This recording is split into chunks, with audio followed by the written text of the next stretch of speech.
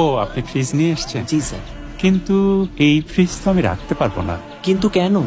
আসলে যিনি ডোনেট করছিলেন ওনার একটা সমস্যার কারণে এখন উনি টাকা দিতে পারবেন না।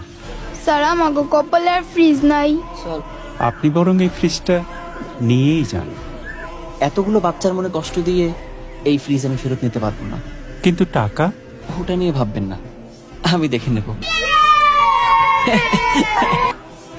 জামান সাহেব, ফ্রিজটা ডেলিভারি হয়েছে? জি স্যার। পেমেন্টটা? স্যার, টাকাটা আমি খরচ করে ফেলেছি। মাসে মাসে আমার স্যালারি থেকে কেটে নিন প্লিজ। অফিসের টাকা আপনি ব্যক্তিগত কারণে খরচ করে ফেলেছেন, আপনার তো শাস্তি হবে। জামান সাহেব, জি স্যার।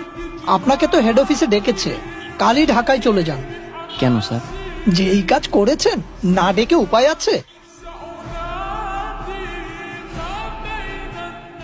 স্যার, আসতে পারি? ও, আপনি আসুন।